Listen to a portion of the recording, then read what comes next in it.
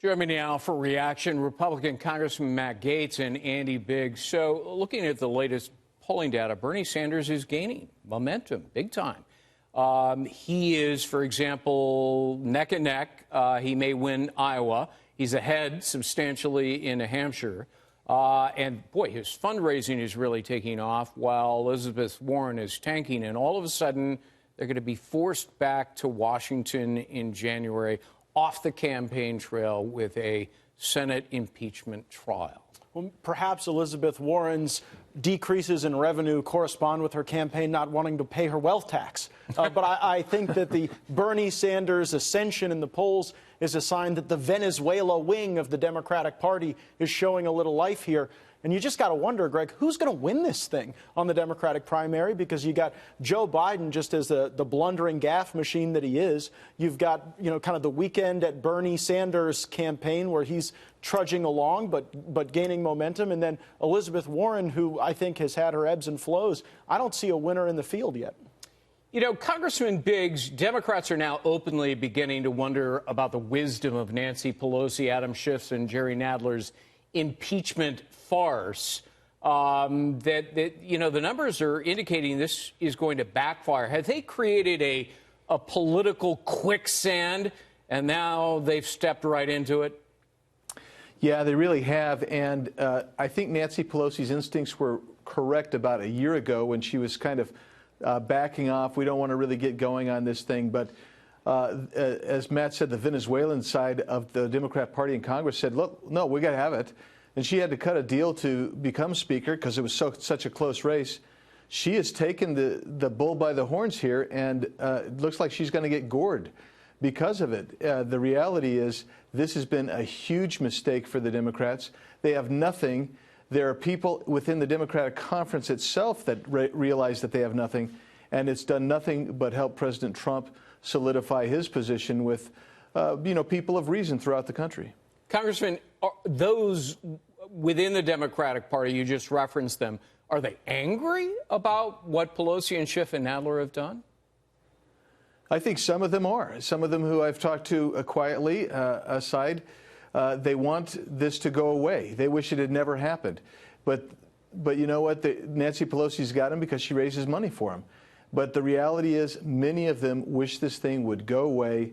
But it's not going to go away, and no. It's actually going to blow up even more, I'm afraid, it's for them. And it's not just no return. It's not just that Nancy Pelosi raises money for her caucus. It's that they used that money as a political weapon against anyone who potentially would vote against impeachment. Right. Andy and I observed active threats on the House floor that if the Blue Dog Democrats didn't go along with the radical left of the Democratic Party and support impeachment, that they would not be supported by the DCCC.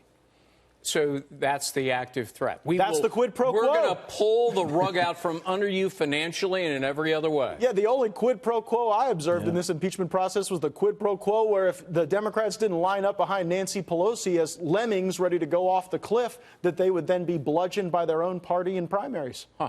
Well, it may turn out to be just the opposite. Congressman Biggs, if Nancy Pelosi thought that the mere word impeachment and the vote that ensued would damage the president politically, the opposite has happened here. I mentioned the poll numbers, and now the Gallup poll comes out, and, he's tied with Obama as the most admired man. I mean, talk about a severe boomerang. Yeah, I don't think they could have understood that might happen to him. I thought she knew at the beginning, but look, that most admired person poll, there's a lot of takeaways there. First of all, it means there's a lot of people who approve of the job President Trump's doing as president. But moreover, there's a lot of people who admire him personally for trying to keep his promises when he is in the swamp. When he said he's going to drain the swamp, we've seen, and I think the whole world has seen how hard the swamp will try to take you back down. And then I guess the other thing is you can see how divided the country really is. That Obama and President Trump would be tied as the most admired men in 2019 is a remarkable statement that our country is divided in so many ways. But I think it also gets to the point you just made, Greg, that, and Matt's been making this point all along as well, this is boomeranging on them, and it's actually solidifying and lifting President Trump up even more. Part of the theory that Nancy Pelosi is hanging on to these articles of impeachment, not transmitting them to the U.S. Senate is she wants to prolong this impeachment notion as long as she possibly can, hang it over his head. But if it's not working for her and it's having the reverse effect, doesn't she want to walk that over, run it over to the U.S. Senate right now and get it over with? It's more like a hot potato than something you would want to hold on and hope that it would hatch. And I don't always agree with Mitch McConnell, but I think he made a valid point that you don't gain much leverage in threatening to withhold something that the Senate does not want.